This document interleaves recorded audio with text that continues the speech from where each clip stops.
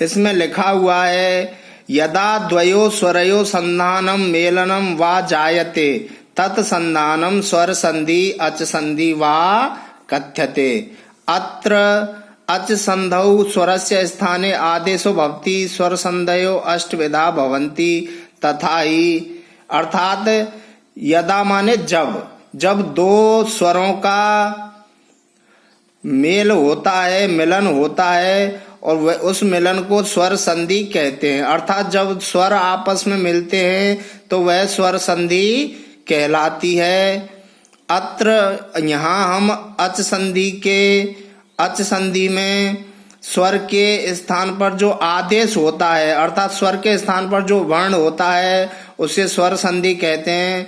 स्वर संधि के 8 भेद हैं। कितने भेद हैं? 8 भेद हैं। जैसे कि सबसे पहला है यण संधि, दूसरा है अयाद संधि, तीसरा है गुण संधि, चौथा है वृद्धि संधि, पांचवा है सवर्ण दीर्घ संधि, छठवां है पूर्व रूप संधि, सातवां है पर रूप संधि, आठवां है प्रकृति भाव संधि। ये 8 प्रकार हैं अच संधि, अर्थात स्वर संधि के 8 प्रकार होते हैं।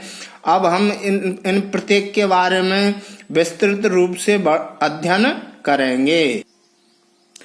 अब हम यण संधि में देखेंगे कि एको यणचि इत्यनेन सूत्रेण संहिताया विषय अचि परे सति पूर्ववर्तने इकै स्थाने स्यात्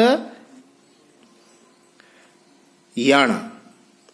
अर्थात इको यणचि इस सूत्र से संहिता के विषय में अर्थात संधि के विषय में अच के परे रहने पर पूर्ववर्ती इक के स्थान पर इक के स्थान पर यण आदेश होता है।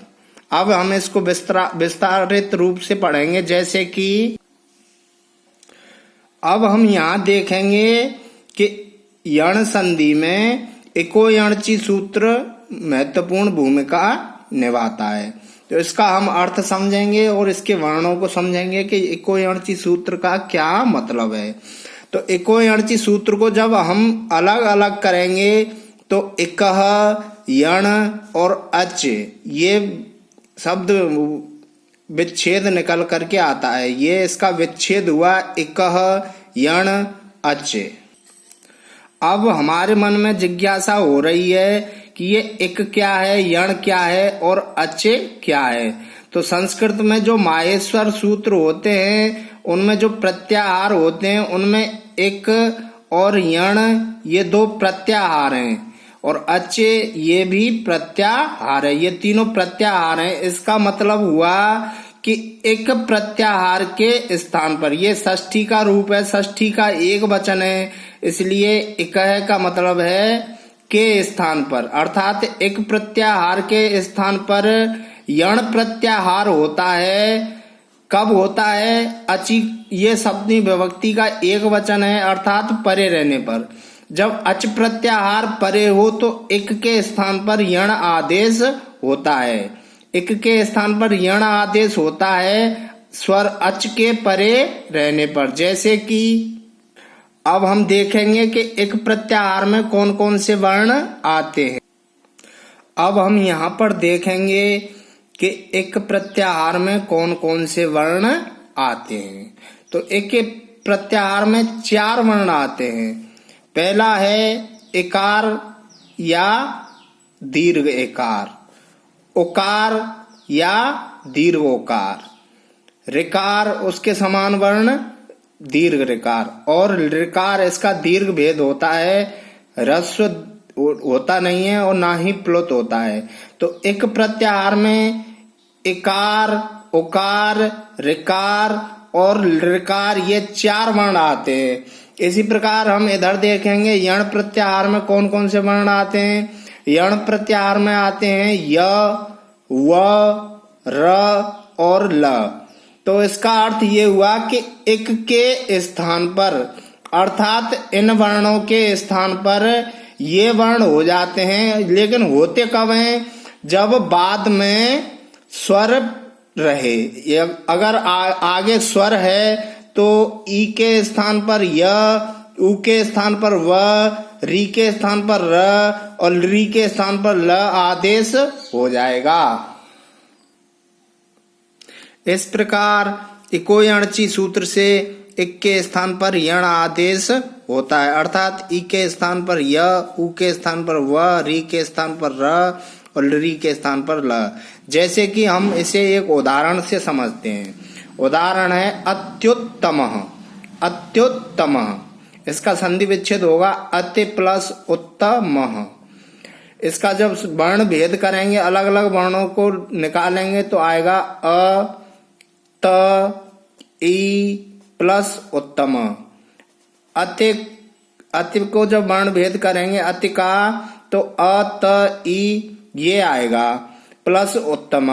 अब हम यहाँ पर देखेंगे कि अत के बाद आ रहा है ई, इकार आ रहा है, अर्थात इकार है जो एक प्रत्याहार में आता है। तो ई के स्थान पर य आदेश होता है, य। तो यहाँ पर हमने देखा कि ई के स्थान पर य आदेश हो गया, लेकिन यहाँ पर शर्त यह है कि अगर ई के बाद में स्वर आए तो ही ई को य होगा। तो यहाँ ई के बाद में जो ऊ है, छोटा जो ऊ है, उकार है, वो स्वर है, इसलिए ई के स्थान पर यह आदेश हो गया। और जब हम इनको मिलाएंगे तो अत्युत्तम वर्ण का निर्माण होगा। जब हमने इनको मिलाया तो अत्युत्तम का निर्माण हुआ। इसी प्रकार अगला उदाहरण है, अब यहाँ ये दूसरा उदाहरण है इत्यत्र। इसका संधि विच्छेद होगा इत्य प्लस अत्र। इत को हलंत किया तो ई निकल करके आया, इसमें से इकार निकल के आएगा प्लस अत्र। इकार के आगे ये जो अ है वो स्वर है, तो इसलिए ई के स्थान पर यकार हो जाएगा। यकार है जो वो हमेशा, ये यण है वो हमेशा सभी हलंत आएंगे, तो यकार हलंत है, तो इत्यत्र। जब हम इनको मिलाएंगे तो इत ये आधा वर्ण रह जाएगा और ये जो आधा वर्ण यह है इसमें अ मिल जाएगा जो कि स्वर है, तो यह पूरा हो जाएगा। तो इत्यत्र इति शब्द का निर्माण हो जाएगा, इत्यत्र शब्द बन जाएगा। जैसे कि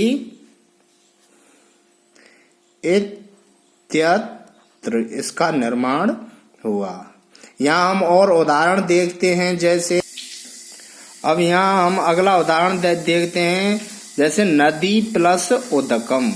उदकम का अर्थ होता है जल, नदी का जल। नदी प्लस उदकम, तो इसको हमने अलग अलग किया नदी को, तो न द, ये द है वो अलंत रह जाएगा, इसमें से दीर्घ इकार निकल के आएगा। और उदकम, तो ये जो ईकार है ये यण है, नहीं सॉरी ये एक है, क्या है, एक प्रत्याहार में आता है ई। तो इसके आगे स्वर रहने पर, तो स्वर उ हुआ तो ई के स्थान पर यकार हो जाएगा। तो नद य प्लस उदकम। अब इसमें ये जो हलंत यकार है इसमें उकार मिल जाएगा, तो नद्युदकम शब्द का निर्माण होगा, नद्युदकम। इस प्रकार ये नद्युदकम शब्द का निर्माण हुआ। इसी प्रकार हम और उदाहरण लेते हैं। जैसे अगला उदाहरण है स्त्री प्लस उत्सव। तो इसको जब अलग अलग करेंगे स्त्री को, तो आधा स, त हलंत, र हलंत, स्त्र प्लस ई, बड़ी ई अर्थात दीर्घ एकार निकल के आएगा, प्लस उत्सव। तो ये जो ई है ये एक है, क्या है, एक है। इसके आगे स्वर उ है, तो एक के स्थान पर यण अर्थात ई के स्थान पर होगा यह आदेश हो जाएगा। तो इस प्रकार स्त्र्योत्सव शब्द का निर्माण, इस प्रकार स्त्र्योत्सव शब्द का निर्माण हुआ। धन्यवाद।